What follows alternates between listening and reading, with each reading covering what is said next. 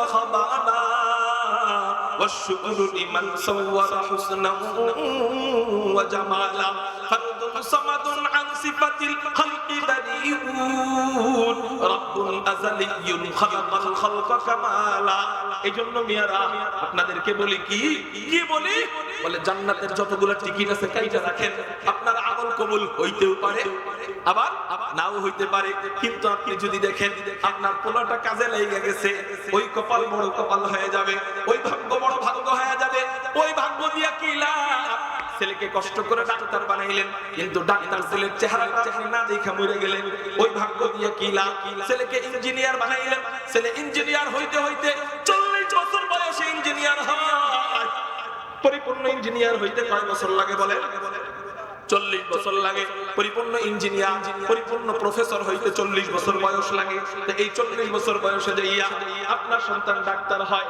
এবার বাপরা আপনারা বলেন 40 বছরের ছেলের বাপের বয়স কত 80 60 70 আচ্ছা 60 বছরের একজন বুড়া দুনিয়ার শখ আর কি থাকে 70 বছরের একজন বুড়ার দুনিয়ার আল্লাহ আর কি থাকে 80 বছরের বুড়া বাঁচে কয়জন এখানে 80 বছরের কে কে আছেন হাত উঠান 80 বছর একজনও নাই তো কই গেছে তারা তাদের ভিতরে কি দিনের বুঝ নাই যে মাহফিলে আসতে পারে নাই তারা কই গেছে হুজুর এরা দুনিয়াতেই নাই বেশিরভাগ 80 বছরের বুড়ারা মারা যায় তো 40 বছরের সন্তানের চেহারাটা আপনি দেখা মরতে পারলেন না আপনার মতো ব্যর্থ বাপ আল্লাহ জগতে কেউ হতে পারে না তাইলে আপনার লাভ কোন জায়গায় বলে আপনার লাভ হলো আপনার সন্তানটাকে আপনি মাদ্রাসায় ভর্তি করায় যান দুনিয়াতে যতটুকু শিক্ষা দরকার দুনিয়াবি শিক্ষা দরকার এতটুকু হাসিল করবে 5 পর্যন্ত পড়ানো হয় মাদ্রাসায় 5 পর্যন্ত পড়ানো হয় না এমন কি আপনারা এই যে ডাইনে বামে তাকায় দেখেন এই এক একটা যে হাতের লেখা এই হাতের লেখাগুলো দেখলে মনে হয় 10 এর ছাত্ররাও স্কুলের ছাত্ররাও এত সুন্দর বাংলা আরবি লিখতে পারে না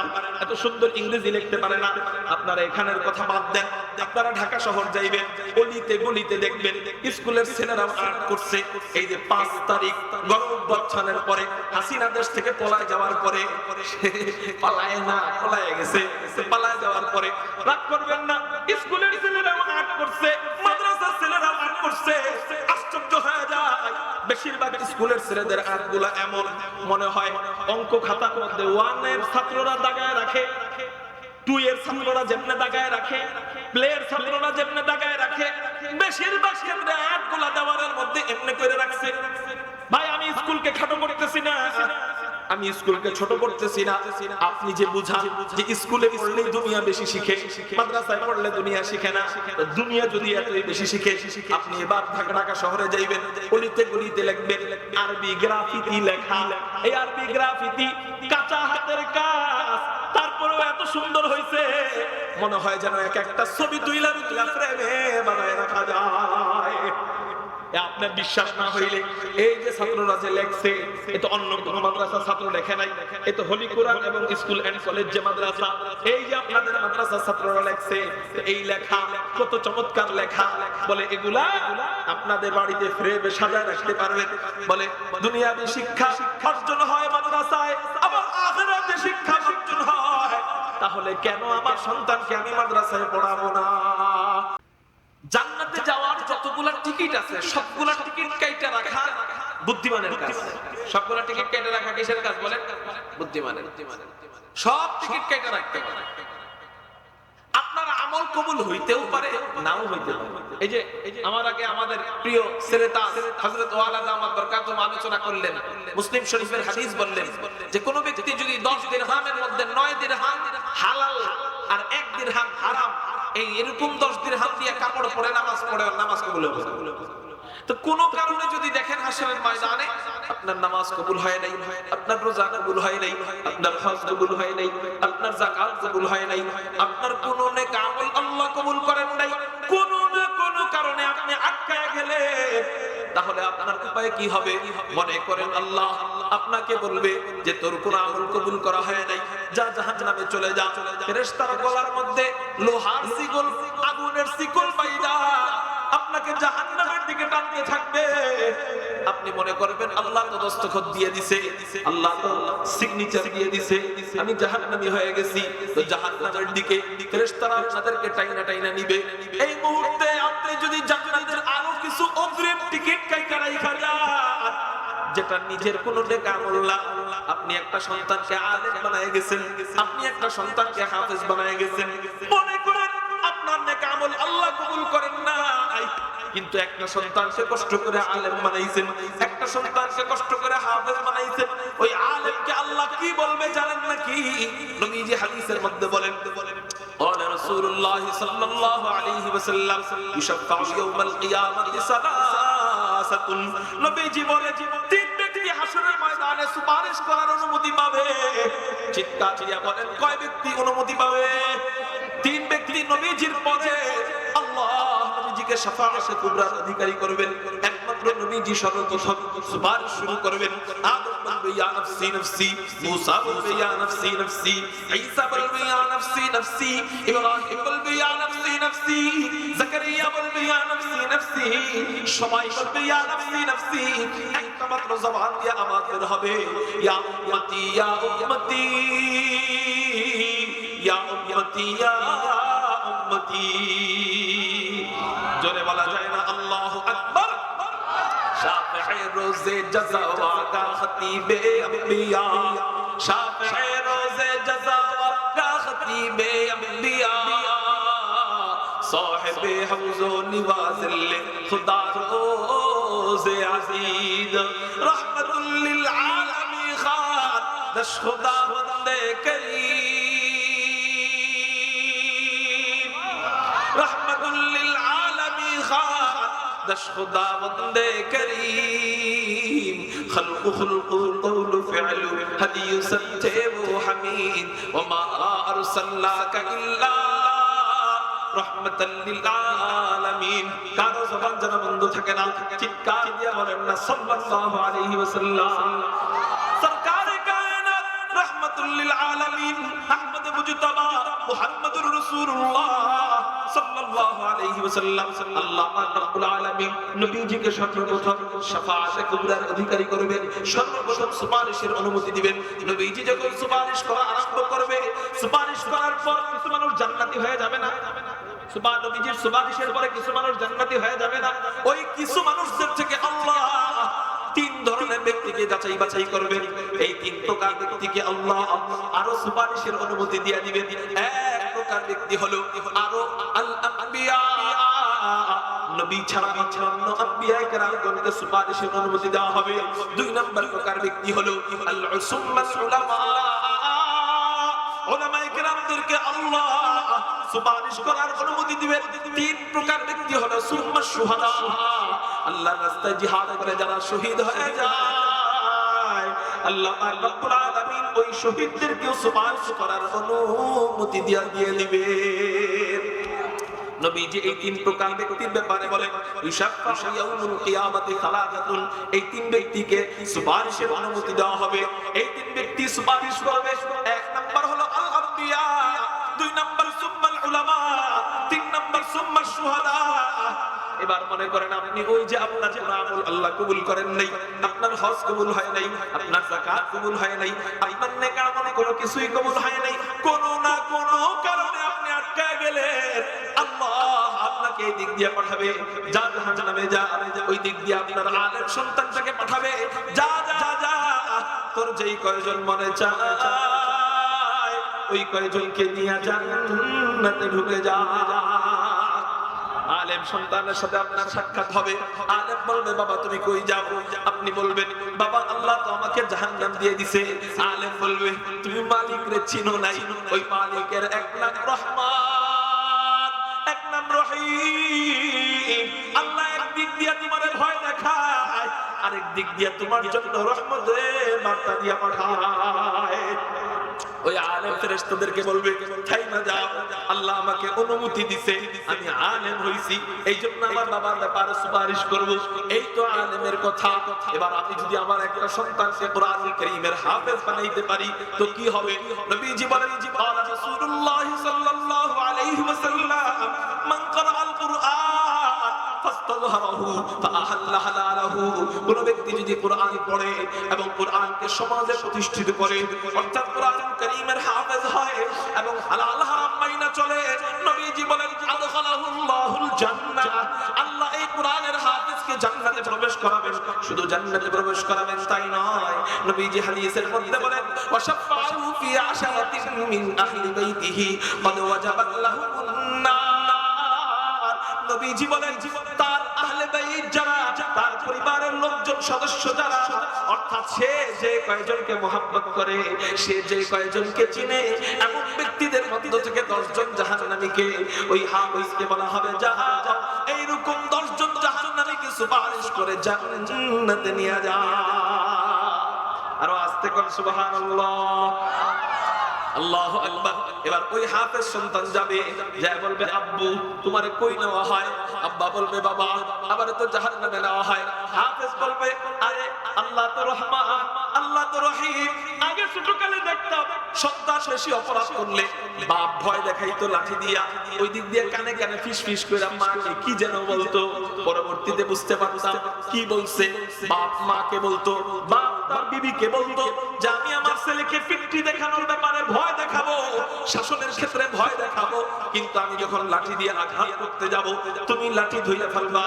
এদিক দিয়ে বাপ লাঠি উঁচা করে মারার জন্য মনে মনে নিয়ত, মারবে নাকি মারবে না? মনে মনে নিয়ত মারবে না, লাঠি উঁচা করে মারার জন্য যে দিলাম তোরে বাড়ি দিলাম দিলাম। ছেলে ভয় পেয়ে যায়, এই বুঝে মার খেয়ে যাব। ওই দিক দিয়ে মা এসে আটকায় যে আমার বাবারে এইবারের মতো ছেড়ে যাবে। আসলে কৌশল সব এই দুইজনের, এদিক দিয়ে ভয় দেখায়, ওই দিক দিয়ে মোহাব্বত দেখায়। মা বাবার ভিতরে যদি এই মোহাব্বত হয়, আমার আপনার মালিকের ভিতরে কি এর চেয়ে কম মোহাব্বত নাকি বেশি মোহাব্বত? অনেক বেশি মোহাব্বত। তো নবীজি বলে যে আল্লাহ রাব্বুল আলামিন এক দিক দিয়ে পাঠাবেন যা জাহান্নামে চলে যা, আর এক দিক দিয়ে আল্লাহ ওই হাফেজের মর্যাদা বোঝানোর জন্য বলবে যা তোর বাপ জাহান্নামে চলে যাইতেছে, তোর বাপকে ধইরা জান্নাতের দিকে নিয়ে যা।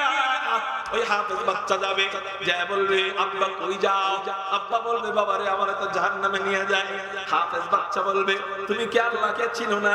তিনি রহমান, তিনি রহিম, তিনি গফুর, তিনি গফফার। কয় তোমাকে আল্লাহ পাঠাই দিয়েছে জাহান্নামে, অন্য দিক দিয়ে আমারে তাড়াতাড়ি পাঠাইছেন তোমাকে বাঁচানোর জন্য। আমি আসছি তোমার ব্যাপারে সুপারিশ করতে।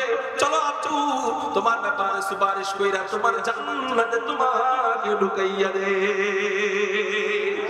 আলহামদুলিল্লাহ কদ্দারা খাইরান ওয়া খাবালা ওয়া শুকরু লিমান সাওয়ারা হুসনান ওয়া জামালা। হুজুরকে নিয়ে এসে আলহামদুলিল্লাহ কদ্দারা খাইরান ওয়া খাবালা ওয়া শুকরু লিমান সাওয়ারা হুসনান ওয়া জামালা। ফারদুন সামাদুন আন সিফাতিল খালকি বারিউন রাব্বুল আযালিয়্যুন খালাকাল খালকা কামালা। এইজন্য মিয়ারা আপনাদেরকে বলি কি বলি বলে জান্নাতের যতগুলো টিকিট আছে কাইটা রাখেন। আপনার আমল কবুল হইতেও পারে আবার নাও হইতে পারে, কিন্তু আপনি যদি দেখেন আপনার পোলাটা কাজে লেগে গেছে, ওই কপাল বড় কপাল হয়ে যাবে, ওই ভাগ্য বড় ভাগ্য হয়ে যাবে। ওই ভাগ্য দিয়া কি লাভ? ছেলেকে কষ্ট করে ডাক্তার বানাইলেন, কিন্তু ডাক্তার ছেলের চেহারাটা আপনি না দেখে মরে গেলেন। ওই ভাগ্য দিয়ে কি লাভ? ছেলেকে ইঞ্জিনিয়ার বানাইলেন, ছেলে ইঞ্জিনিয়ার হইতে হইতে 40 বছর বয়সে ইঞ্জিনিয়ার হয়।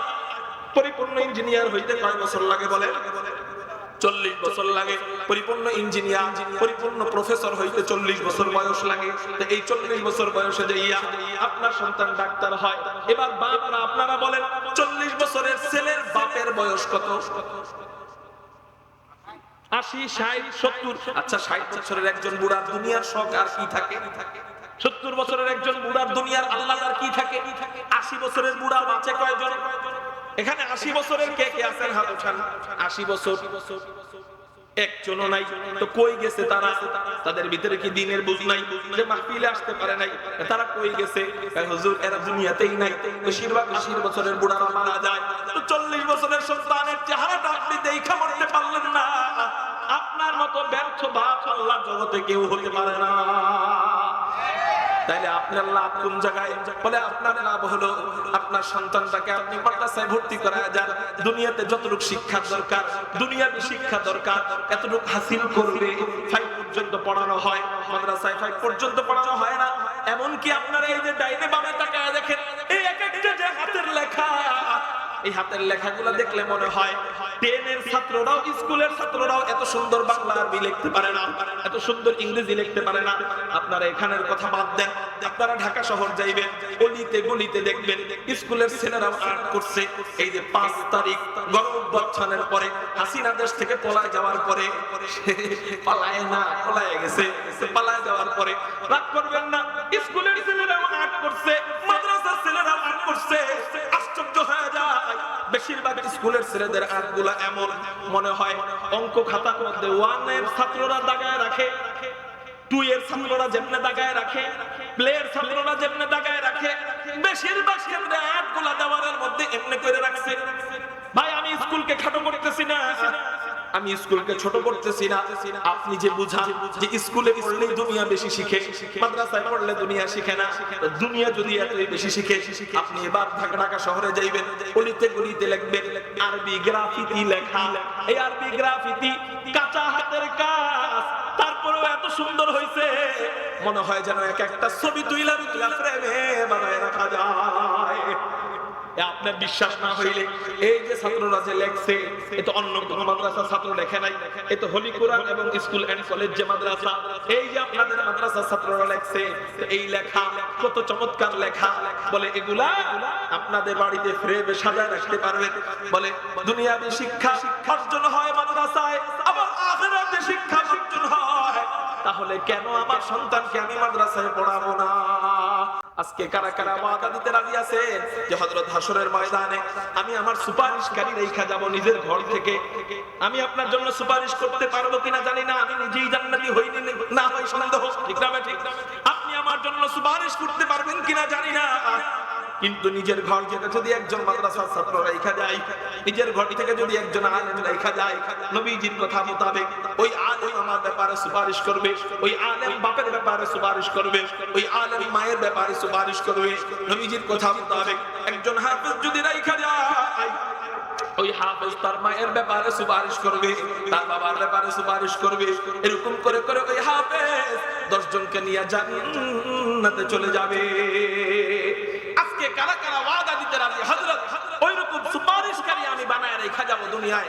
যারা যারা ওয়াদা দিতে রাজি আল্লাহু আকবার বলে 2 হাত আল্লাহকে দেন। এই নিয়ে আওয়াজ আরো জোরে বলেন আল্লাহু আকবার, আরো আওয়াজ করে বলেন আল্লাহু আকবার। পাক্কা ওয়াদা তো ইনশাআল্লাহ।